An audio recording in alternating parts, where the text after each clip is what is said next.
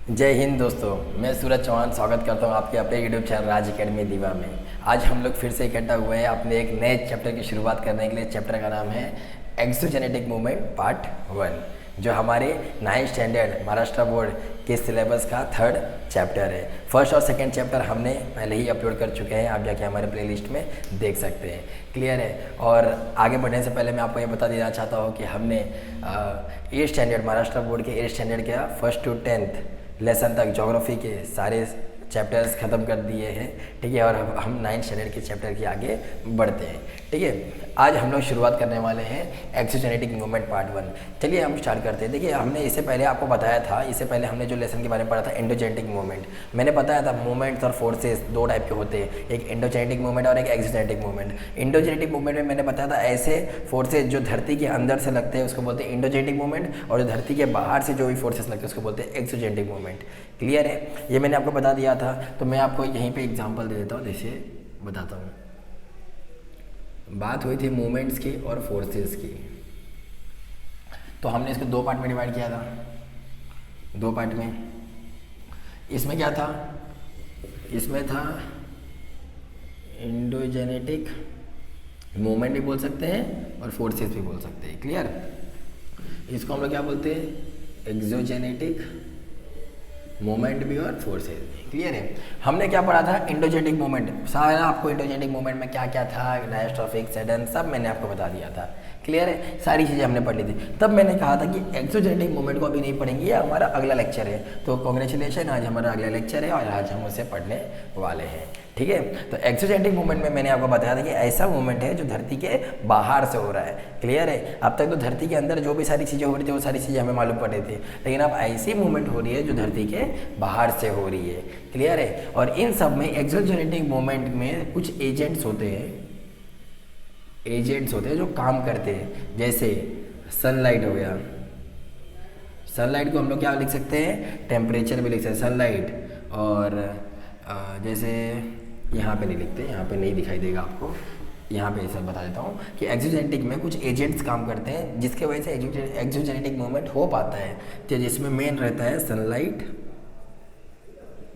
Wind, river etcetera, climate भी है। Clear. ये सारी चीज़ें इसके अंदर बहुत इंपॉर्टेंट रोल प्ले करती है, इनकी वजह से एक्सोजेनेटिक मूवमेंट्स होते हैं। तो ये सारे लोग कौन थे, एजेंट्स थे। कौन थे, एजेंट्स। क्लियर है। समझ में आ गया, सनलाइट, विंड। और इसी से, इन्हीं सारी चीज़ों से मैं आपको बताऊंगा कि कैसे एक्सोजेनेटिक मूवमेंट्स होते हैं, इन्हीं से। क्लियर है। और ये सारी से क्या है, फिजिकल फैक्टर्स है। क्लियर। अगर अर्थ के ऊपर आप अगर पूछ लोगे कौन से फिजिकल फैक्टर्स है, तो ये सारी थी फिजिकल फैक्टर्स भी आती है। क्लियर है। ये भी सारे इंपॉर्टेंट रोल प्ले करते हैं। क्लियर। अब हम लोग अंदर देखते हैं। ये तो आपको पता चल गया सनलाइट, विंड। और सनलाइट को हम लोग और अच्छे से क्या लिख सकते हैं, थोड़ा सा टेम्परेचर दे सकते हैं कि नहीं दे सकते, इसी तरीके से। तो हमें ये सारी चीज़ें याद रखनी है और ये सारी चीज़ें हम यहाँ पे लिखेंगे। क्लियर। तो एक साइड में इधर हम लोग लिख लेते हैं कि सनलाइट, फिर विंड, रिवर एक्सेट्रा, ये सारी चीज़ें हमारी एक्सोजेनेटिक मूवमेंट में हमारी काम देंगी। क्लियर है। अब रही बात एक्सोजेनेटिक मूवमेंट की। अब एक्सोजेनेटिक मूवमेंट भी देखो दो टाइप्स के होते हैं। मेरे पास सारे दो ही टाइप्स में होते हैं, सारे दो ही टाइप्स के होते हैं। एक होता है वेदरिंग और एक होता है इरोजन।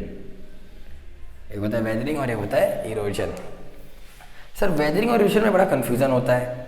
ध्यान दो, एक्सोजेनेटिक मूवमेंट धरती के ऊपर क्या क्या घटनाएं घट रही है, कैसे हो रही है, क्या हो रहा है, जिसकी वजह से सब सारी चेंजेस आ रहे हैं, तो इसके अंदर मेन रोल प्ले करते हैं सनलाइट, विंड्स और रिवर। क्लियर। अब ये वेदरिंग और ये इरोजन है। वेदरिंग क्या होता है, सर, वेदरिंग ये होता है कि कोई भी पत्थर है। अब देखिए इस एक्सोजेनेटिक मूवमेंट में ना मैं आपको पत्थर तोड़ना सिखाऊंगा।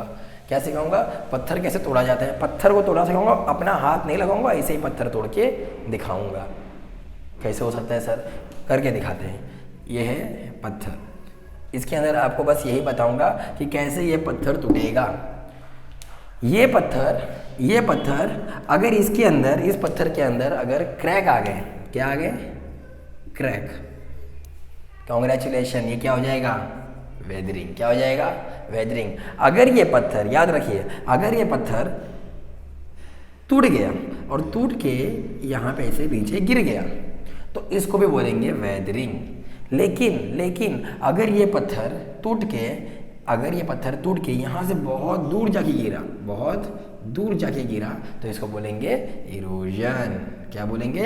इरोजन। याद रखना, कोई भी रॉक जब उसमें क्रैकिंग आ जाती है, कोई भी चीज़ क्रैक आ जाता है, कुछ भी हो जाता है, तो उसको बोलेंगे वेदरिंग। अगर वो क्रैक जहाँ पे आया और वहीं पे टूट के बस वहीं पे गिर गया तो उसको बोलेंगे वेदरिंग, उसको भी बोलेंगे वेदरिंग। लेकिन अगर मान लो कि ढलान है, मान लो कि ये क्या है, एकदम ढलान है, ठीक है, पत्थर यहाँ पे था, यहाँ से ये टूटा और ये गिरते जाके यहाँ पे डिपॉजिट हो गया, तो क्या बोलेंगे इसको? इसको बोलेंगे इरोजन। क्या बोलेंगे? इरोजन। लैंडस्लाइड ऐसी होता है ना, बड़े बड़े पहाड़ पे से कोई एक छोटा टुकड़ा गिर के नीचे गिर जाता है तो उसको बोलेंगे इरोजन। अगर वो वहीं पे टूट के वहीं रहता तो वेदरिंग, वहीं पे टूट के उसका क्रैक आ जाता तो वेदरिंग। समझ में आ गया? किसी रॉक के अंदर अगर थोड़ा सा भी क्रैक आ गया तो उसको वेदरिंग बोलेंगे और गिर के दूर चला गया तो इरोजन बोलेंगे। क्लियर है? समझ में आ गया? इसी तरीके से हमारी लैंडस्लाइड्स आती है। क्लियर? इतना समझ में आ गया, वेदरिंग और इरोजन। और एक चीज़ याद रखना, जब भी हम एक्सोजेनेटिक मूवमेंट की बात करते हैं तो इसके अंदर क्या होता है मालूम है? फर्स्ट स्टेप इसमें वेदरिंग का आता है, उसके बाद इरोजन का आता है, उसके बाद ट्रांसपोर्टेशन का आता है। किसका आता है? ट्रांसपोर्टेशन का आता है, और उसके बाद डिपोजिशन का आता है। आप करके देख सकते हैं, मैं आपको अभी जीता जाता एग्जांपल देता हूँ। सबसे पहले पत्थर टूटेगा, टूटने के बाद बहुत दूर जाएगा, दूर जाने के बाद उसे और भी सारी चीज़ें अपने साथ लेके जाएगी और फिर डिपोजिशन होगा। जैसे कि यहाँ पे ध्यान दीजिए, पत्थर था, टूट गया, कॉन्ग्रेचुलेशन, वेदरिंग हो गया।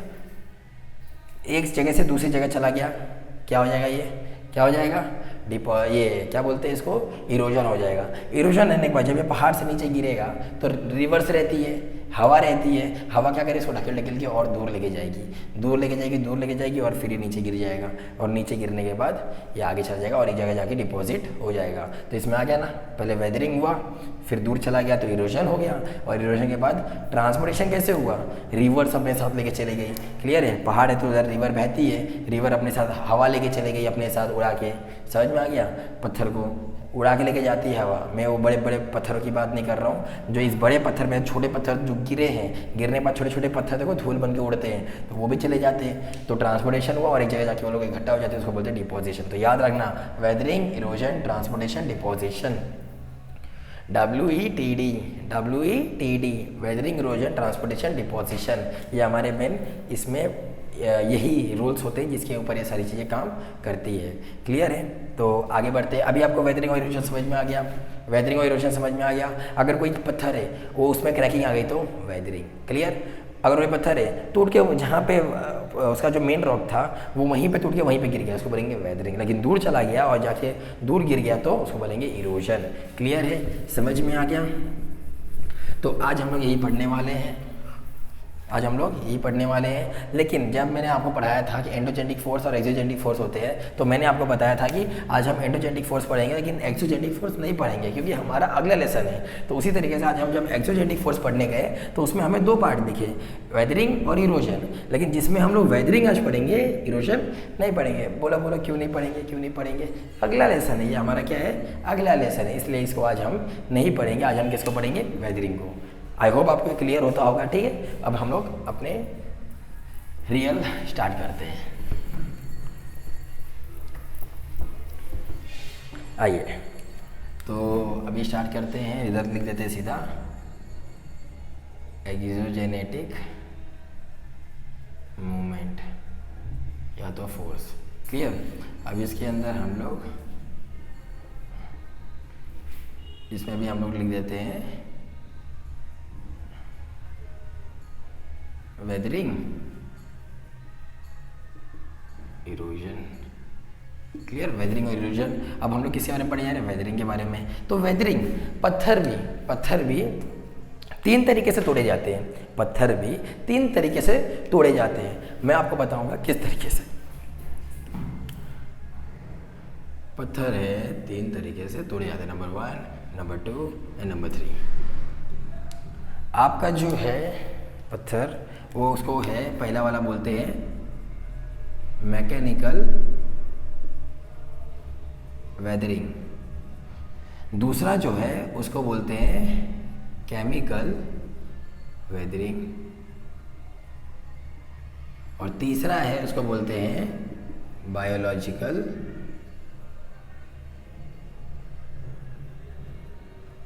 वेदरिंग। क्लियर है? पहला है हमारा मैकेनिकल वेदरिंग, दूसरा है केमिकल वेदरिंग और तीसरा है बायोलॉजिकल वेदरिंग। मैकेनिकल वेदरिंग को हम एक और नाम से बोलते हैं, इसका नाम है physical weathering. Clear? Mechanical weathering को हम लोग एक और नाम से बोलते हैं, इसका नाम है फिजिकल वेदरिंग। ये ऐसी चीज़ें हैं, देखिए वेदरिंग, मैकेनिकल वेदरिंग, ये ऐसी चीज़ें हैं जो फिजिकल फैक्टर से वेदरिंग होती है, पत्थर टूटता है। ये ऐसे हैं कुछ केमिकल रिएक्शन की वजह से ये पत्थर टूटते हैं। और बायोलॉजिकल वेदरिंग मतलब ये कुछ बायोलॉजी, जैसे इंसानों द्वारा, किसी और चीज़ द्वारा, जो ऐसी लिविंग ऑर्गेनिजम्स है उनके द्वारा ये सारी चीज़ें पत्थरें टूटते हैं। याद रखना, जहाँ पे आपने देख लिया वेदरिंग और यहाँ पे आपने देख लिया वेदरिंग मतलब पत्थर तोड़ना है, वेदरिंग मतलब पत्थर तोड़ना है। और अगर यहाँ पे इरोजन होता तो इसका मतलब पत्थर टूट गया है, और तो पत्थर टूट के कहीं दूर गिर गया है, इसी को बोलते हैं इरोजन। समझ में आ गया? समझा? अब ध्यान देते हैं। तो 3 तरीके से पत्थर तोड़ना सिखाएंगे आज, आपको 3 तरीके से पत्थर तोड़ना सिखाएंगे। तो आज हम लोग ध्यान देते हैं। लेकिन आप बोलोगे सर, आपने जैसे बताया था एजेंट्स कि 2-3 एजेंट थे, एक सनलाइट था, फिर उसके बाद हम लोग को क्या मिला था, रिवर्स मिले थे, फिर विंड्स एक्सेट्रा। ये सारे क्या थे? एजेंट्स थे, जिसकी वजह से एक्सोजेनिक फोर्स होते हैं। ये भी क्या थे? फिजिकल फैक्टर्स थे। तो अब मैं आपको बताता हूँ, देखो फिजिकल फैक्टर्स इन्हीं वजह से। आप बोलोगे सर सनलाइट से कैसे पत्थर टूट सकता है? बताऊँगा, ये भी पता चल जाएगा। रिवर्स, ये भी पता चल जाएगा, और विंड से भी पता चलेगा। एक चीज़ आपको बताता हूँ, विंड से कैसे होता है बताता हूँ। एक समय पे दुनिया का सबसे बड़ा पहाड़ ये था, अरावली माउंटेन। मालूम है आपको अरावली माउंटेन कहाँ पर है? राजस्थान, गुजरात से निकलता है और दिल्ली तक जाता है। जो गुजरात से निकलता है और दिल्ली के मजनू के टीले तक पहुँचा हुआ है, और वही अरावली माउंटेन है। अरावली माउंटेन जैसे ये है,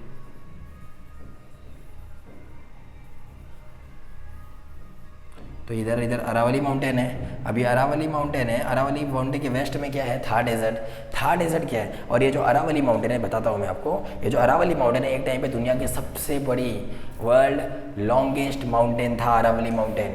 क्लियर है? लेकिन आज किसके पास है? आज वो है माउंट एवरेस्ट, नेपाल के पास है। क्लियर?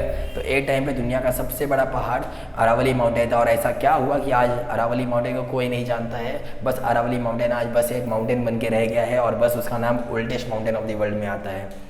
एक टाइम पे longest mountain of the world था, आज oldest mountain of the world है। क्यों ऐसा?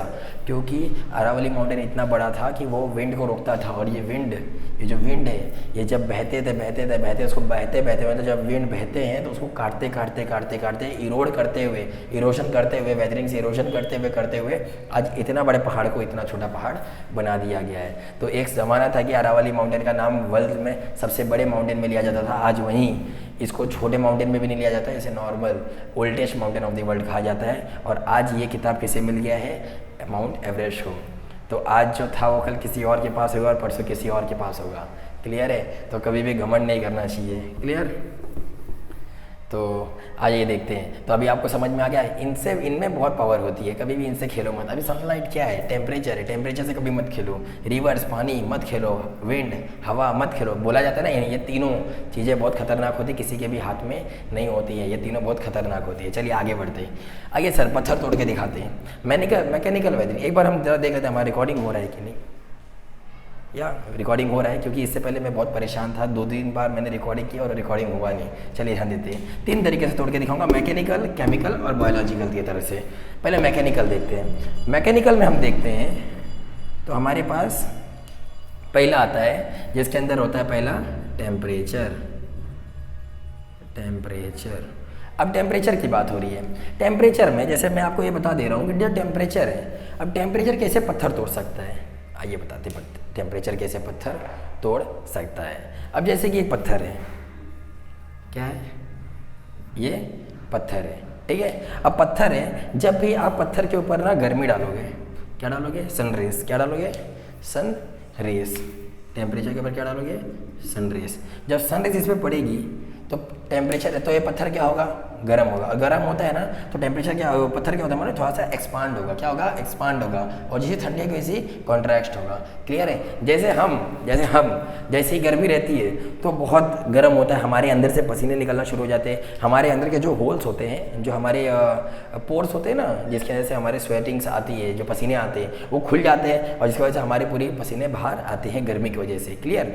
और वही ठंडी में वो जो होल्स होते हैं जो हमारे बॉडी में जहाँ से स्वेटिंग आती है वो एकदम पतले हो जाते हैं, एकदम छोटे से हो जाते हैं, उसमें स्वेटिंग बाहर जल्दी निकल नहीं पाती है। क्लियर है। इसका मतलब जब गर्मी आई तो वो एक्सपांड हो गया, होल्स बड़े हो गए, और जब ठंडी आई तो एक्सपांड कॉन्ट्रैक्ट हो गए, छोटे हो गए।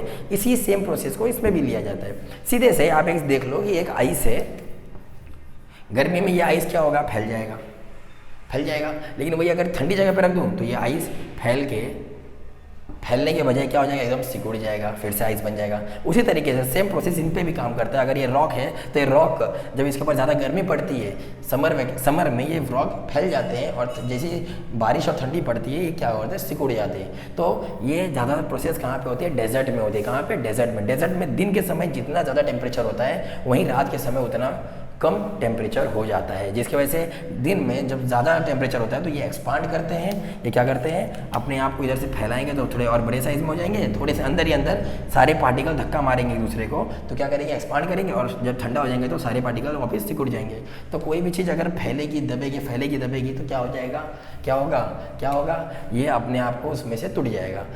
कोई चीज़ बढ़ रही है, घट रही है, बढ़ रही है, घट रही है, बढ़ रही है, घट रही है, ये बढ़ रहा है, घट रहा है, बढ़ रहा है, घट रहा है, तो क्या होगा कि जब पत्थर बड़े होंगे, छोटे होंगे, जिसकी वजह से उनके अंदर क्या एक डेवलप हो जाएगा, क्रैकिंग। क्या हो जाएगा, क्रैकिंग। कॉन्ग्रेचुलेशन, हो गया, हमने बिना हाथ लगाए पत्थर को तोड़ के दिखा दिया। इसी को बोलते हैं टेम्परेचर। टेम्परेचर की वजह से ये क्या होता है, टेम्परेचर ज़्यादा होता है तो एक्सपांड होगा, टेम्परेचर कम होता है तो कॉन्ट्रैक्ट होगा, और उसकी वजह से क्या होता है, वेदरिंग हो जाती है। क्लियर है, समझ में आ गया। देखो पत्थर तोड़ के दिखा दिए हैं बच्चों, ताली बजाओ। क्लियर। अब दूसरा हम देखते हैं, दूसरे में हम देखते हैं फ्रॉस्ट। अब आइए देखते हैं, ये हमने डेजर्ट की बात कर ली।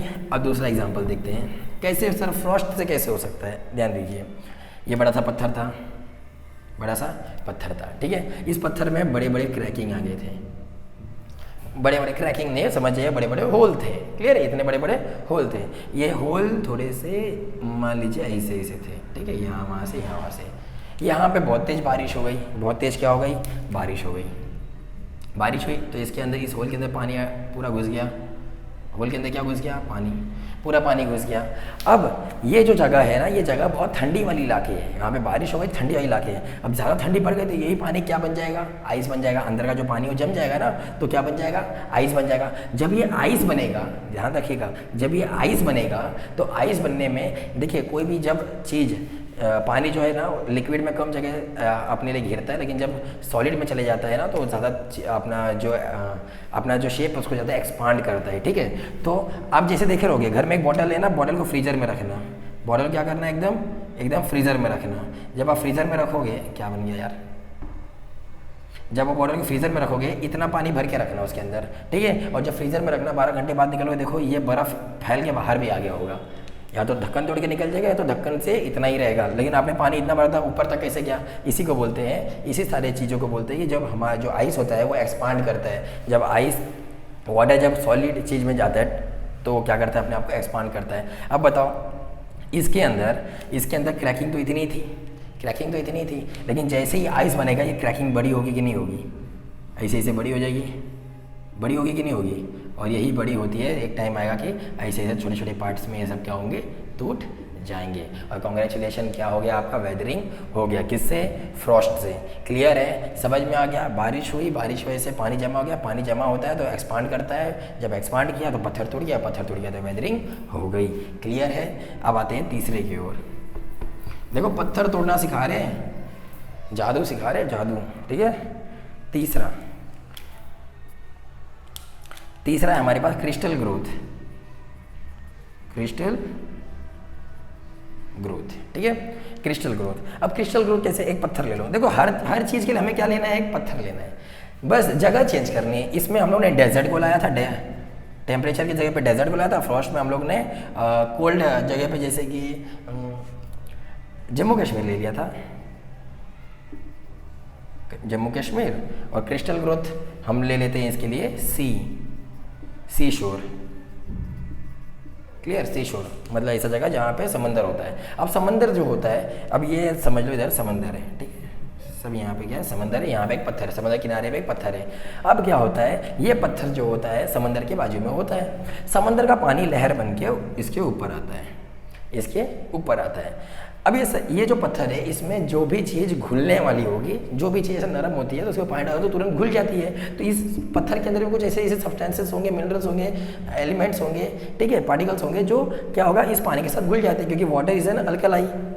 क्या होता है, वाटर एक अल्कलाई है। अल्कलाई मतलब जो पानी में घुल जाते हैं, जिनका जो 7 के ऊपर आता है, क्लियर है, जो 7 के ऊपर आते हैं, मतलब ये एसिडिक में आ रहे, बेस में आते हैं, ठीक है, क्लियर। तो ये उसमें घुल जाते हैं। अब घुलने के बाद क्या होता है, घुलने के बाद क्या होता है, ये इसके ऊपर पानी आ जाती है, पानी के बाद घुल जाते हैं, घुलने के बाद इसके अंदर क्या क्या आ जाते हैं, छोटे छोटे ऐसे ऐसे छेद आ जाते, थोड़े थोड़े छेद आ जाते हैं, आते कि नहीं आते।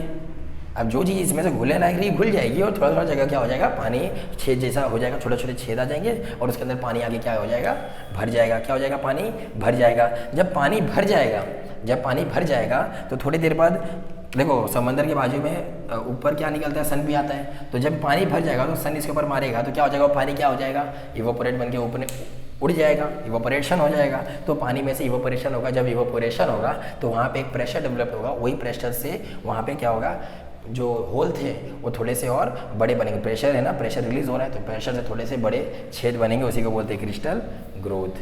क्या होता है, क्रिस्टल ग्रोथ। जब पानी उड़ जाएगा तो अंदर नमक रह जाएगा, और वही नमक प्रेशर क्रिएट करेगा, और फिर उससे क्या होगा, वहाँ पे वो पत्थर में बड़े बड़े छेद बनेंगे, उसी को बोलते हैं। और जब पत्थर में छेद हो गए तो कॉन्ग्रेचुलेशन, पत्थर पहले सही था अब टूट गया, तो उसी को बोलते हैं वेदरिंग। इसी का आएगा मैकेनिकल वेदरिंग या फिजिकल वेदरिंग। क्लियर है, समझ में आया। इसी सारी प्रोसेस को हम बोलते हैं फिजिकल वेदरिंग। तो ये देखो क्रिस्टल ग्रोथ कैसे हुआ, समंदर के यहाँ, बस हम देखो पत्थर तोड़ना है, जगह चेंज करनी है, समंदर के यहाँ लेके आ गए पत्थर को। पत्थर के अंदर जो भी घुलने वाली डिजॉल्व वाली चीज़ें थी, वो पानी आया, डिजॉल्व हो गया, खड्डे हो गए, खड्डे हो गए, पानी उसमें ही बह गया। जब पानी खारा पानी आके उस पर बह जाएगा तो इवोपोरेशन होगा, तो अंदर सॉल्ट बच जाएगा। जब सॉल्ट बनेगा तो प्रेशर क्रिएट करेगा, और प्रेशर क्रिएट करेगा तो उससे ही क्रिस्टल्स ग्रोथ बनेंगे, बड़े बड़े ग्रोथ, मतलब जो बड़े बड़े छेद बनेंगे ना, उसी से फॉर्म होंगे। और कॉन्ग्रेचुलेशन, आपका क्या होगा, पत्थर टूट गया, वेदरिंग हो गई। क्लियर है, समझ में आया। देखो बहुत आसान था, ठीक है। अब इसके आगे हमको देखने का है,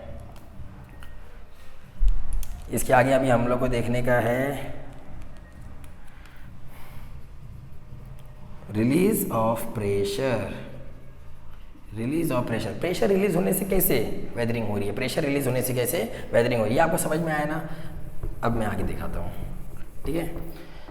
प्रेशर रिलीज होने से कैसे वेदरिंग होती है। अब जैसे मान लो कि पत्थर था, हमें पत्थर ही तोड़ना है, पत्थर था और यहाँ पे सनलाइट आ रही थी, सनलाइट आ रही थी बहुत ही मस्त तरीके से, इसके ऊपर सनलाइट पड़ रही थी, सनलाइट इस पर पड़ रही थी। जब सनलाइट इस पर पड़ रही थी तो ऊपर का पार्ट एकदम गर्म हो गया।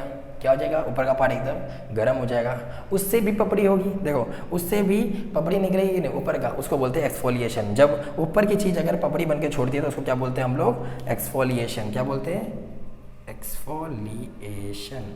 जब गर्म होने से कोई पत्थर एकदम ज़्यादा गर्म हो जाता है और उसमें से वेदरिंग हो जाती है, तो वेदरिंग होने के ऊपर पपड़ी जैसा छोड़ देता है ना, ऊपर का लेयर, तो वही जो पपड़ी छोड़ देते हैं उसको बोलते हैं एक्सफोलिएशन। क्लियर। तो अभी हम देखते क्या होता है इसमें, रिलीज और प्रेशर। प्रेशर रिलीज के कैसे हुआ, ऊपर की चीज़ गर्म हो गई, जब ऊपर की चीज़ गर्म होगी तो वो अपना प्रेशर, जब ऊपर की चीज़ एकदम गर्म हो गई तो गर्म होने के बाद ये अपना पूरा प्रेशर अंदर भेजेगा, प्रेशर अंदर लगाएगा। बाहर का प्रेशर था तो वो अंदर भेज दिया, अब अंदर का प्रेशर है, ज़्यादा प्रेशर आ रहा है तो वो कहाँ भेजेगा, तो क्या करेगा, अपना प्रेशर जगह ढूंढेगा और फिर उसको तोड़ने की, उसको निकालने की कोशिश करेगा, नहीं होगा तो टूट जाएगा। तो ये क्या करेगा, यहाँ पे ज़्यादा प्रेशर आ जाएगा, तो प्रेशर आ जाएगा तो प्रेशर की वजह से क्या आ जाएगा, क्रैकिंग आ जाएगी। समझ में आ गया। जब बाहर प्रेशर था तो उससे ज़्यादा उसने प्रेशर कहाँ अप्लाई किया, अंदर। अब अंदर वाला प्रेशर कहाँ अप्लाई करेगा, बाहर ही ना, बाहर निकाली कुछ, जब बाहर निकालता है तो वहाँ पे क्रैकिंग आ जाती है, और जब क्रैकिंग आएगी तो कॉन्ग्रेचुलेशन, आपका वेदरिंग हो गया।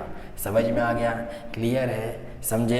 ये गर्म जगह पे आप देख सकते हो, ऐसी चीज़ें आपको बहुत सारी जगह पे दिखेगी, आपकी बुक में बहुत सारे इसके इसके ड्राइंग से, इसके इमेजेस से, पिक्चर से आप देख सकते हैं वहाँ पे। क्लियर है, समझ में आ गया रिलीज ऑफ प्रेशर कैसे होता है। हमारे पास पांचवा है हमारा वाटर। क्या है हमारा वाटर। अब वाटर कैसे है सर, बताते हैं। ये समझ में आ गया ना, जब भी ऊपर की पपड़ी निकलती है उसको बोलते हैं एक्सफोलिएशन। लेकिन ये इसका पार्ट नहीं था, मैं आपको बस बता दिया कि अगर ऊपर की पपड़ी बन के निकल रही है तो उसको बोलेंगे एक्सफोलिएशन।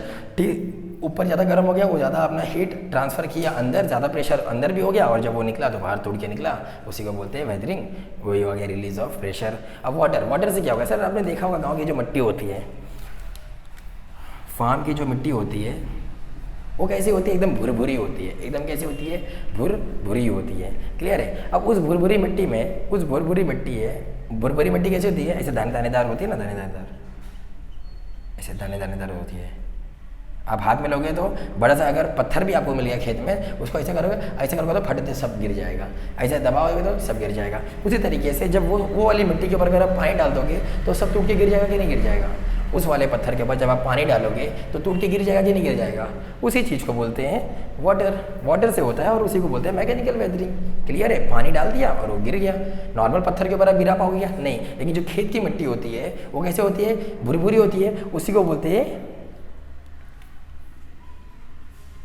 Granular weathering. मतलब ऐसी मिट्टी जो ग्रेन जैसी थी, दानेदार थी, उसका वेदरिंग हो गया, वो टूट गया। मतलब वो जो मिट्टी होती है, भुरभुरी मिट्टी, उसके ऊपर अगर आप पानी डाल दोगे, आप डाल के देखे होगे, जब खेत में पानी पड़ता है तो वो एकदम क्या होती है, गीली हो जाती है, मड जैसी बन जाती है। फिर जब सूख जाएगी तो फिर वैसी बन जाएगी, और फिर पानी डालोगे तो फिर गिर जाएगी। तो उसी को बोलते हैं ग्रैनुलर वेदरिंग। क्लियर है।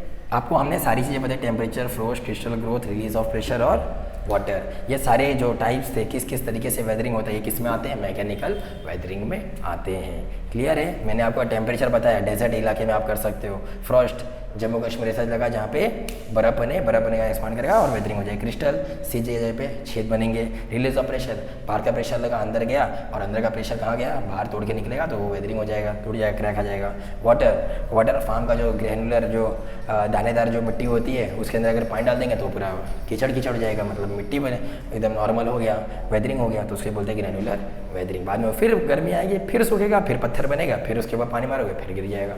इसी को बोलते हैं ग्रैनुलर वेदरिंग। देखो, आपको इसी तरीके से सारे कॉन्सेप्ट हम बहुत बेहतरीन तरीके से समझाते जाएंगे, और आपको इसी तरीके से पढ़ना भी है। आपको नॉर्मल बुक खोल के और आपको पढ़ना नहीं है, इस तरीके से पढ़ोगे, आपको सारी चीज़ें बेहतरीन तरीके से याद रहेगी और समझ में भी आएगा आपको। अगर और जो अभी आगे है केमिकल वेदरिंग और बायोलॉजिकल वेदरिंग, इसको हम अगले पार्ट में करेंगे, आराम से करेंगे, कोई घाई नहीं है। क्लियर है। आप इससे पहले अगर पिछला वाला वीडियो नहीं देखे हो तो आप पिछला वाला वीडियो देख सकते हो और इससे भी कंटिन्यू कर सकते हो। आगे वाला पार्ट हम बाद में करेंगे, ठीक है। और अगर आपको हमारा सारा एफर्ट्स अच्छा लगता है कि हाँ सर इसी तरीके से आप पढ़ाइएगा, तो आप हमें लाइक्स और सब्सक्राइब करके हमारा मोटिवेशन बढ़ा सकते हैं, ताकि हमें मोटिवेशन आएगा कि हाँ बच्चों को पसंद आ रहा है, और आप अपने दोस्तों में ज़्यादा से ज़्यादा इसे शेयर कीजिए। मिलते हैं आपसे अगले पार्ट में, अगले वीडियो में। तब तक के लिए जय हिंद।